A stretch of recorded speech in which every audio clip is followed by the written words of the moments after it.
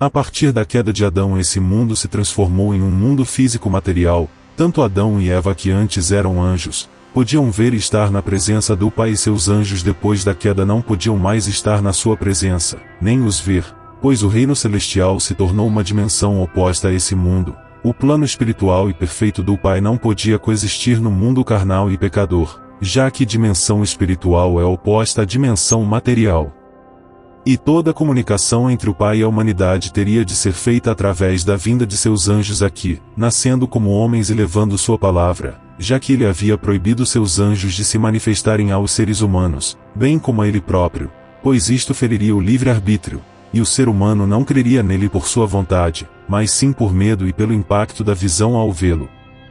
Tanto os caídos, que perderam sua glória, como os seres humanos estão presos na dimensão deste mundo, e como os caídos são seres espirituais, para que os mesmos possam se manifestar nesse mundo eles necessitam de corpos humanos, onde possuindo esses corpos como marionetes, eles podem se apresentar à humanidade.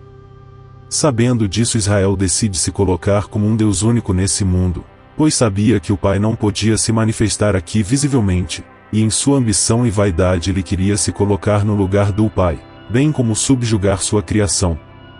Além disso, Israel sabia do plano de resgate. Ele sabia que o Messias viria a esse mundo, assim como seus profetas, revelar o Pai, bem como o caminho da salvação, e por tal motivo ele elabora um plano de engano, a fim de perverter a crença no Pai.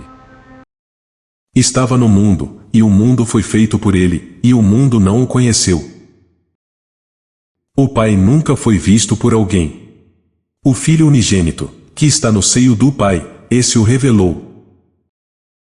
Toda a terra estava dividida entre povos, culturas, nações e línguas, e a religião predominante era politeísta, ou seja, vários caídos eram adorados como deuses, mas Israel queria ser o único, ele queria ser o Deus dominante sobre a terra.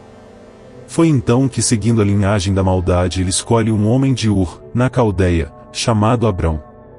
Abrão era um homem rico e ambicioso, possuindo vários bens e escravos, pertencente a uma linhagem pré-escolhida por Israel, desde Caim, a linhagem da serpente, homens da maldade, pois ele escolhe somente os homens que têm o coração segundo suas intenções, para que possam servi-lo fielmente a seus interesses. Apesar de Abrão possuir tudo, lhe faltava algo, uma descendência. Abrão não possuía filhos, e já velho Abrão temia não ter filhos para dar continuidade à sua linhagem. Sabendo de seu ponto fraco, Israel se manifesta a Abrão e ordena que o mesmo saia de sua terra, para uma que ele irá lhe dar, bem como a sua descendência. Ora, o Senhor disse a Abrão: sai-te da tua terra, da tua parentela e da casa de teu pai, para a terra que eu te mostrarei. E far-te-ei uma grande nação, e abençoar-te-ei e engrandecerei o teu nome, e tu serás uma bênção. E abençoarei os que te abençoarem, e amaldiçoarei os que te amaldiçoarem, e em ti serão benditas todas as famílias da terra.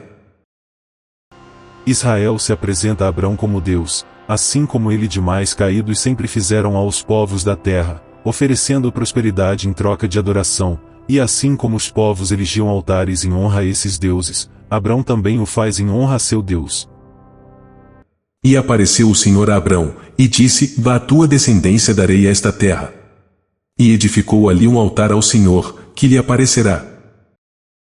Como todo este mundo foi entregue a Israel e demais caídos, logo ele oferece a Abrão e sua descendência uma vasta terra, bem como ele fez ao tentar o Messias no deserto, mas diferente de Abrão, o Messias recusou tudo que Israel tinha a oferecer, pois ele somente adora ao Pai e não o falso Deus deste mundo. E o diabo, levando-o a um alto monte, mostrou-lhe num momento de tempo todos os reinos do mundo.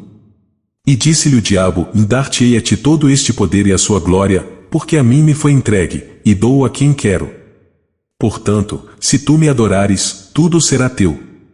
E o Messias, respondendo, disse-lhe: vai-te para trás de mim, Satanás, porque está escrito: adorarás o teu Pai, e só a ele servirás.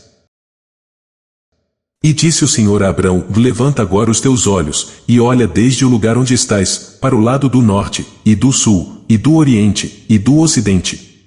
Porque toda esta terra que vês, te hei de dar a ti, e à tua descendência, para sempre. Levanta-te, percorre essa terra, no seu comprimento e na sua largura, porque a te a darei. E Abrão mudou as suas tendas, e foi, e habitou nos carvalhais de Manre, que estão junto a Hebrom, e edificou ali um altar ao Senhor. Como se vê, Abrão se curvou a Israel, aceitando todas as dádivas que Israel lhe prometera, em troca de sua submissão e adoração, erguendo altar em sua honra e o adorando como seu Deus, o falso Deus deste mundo,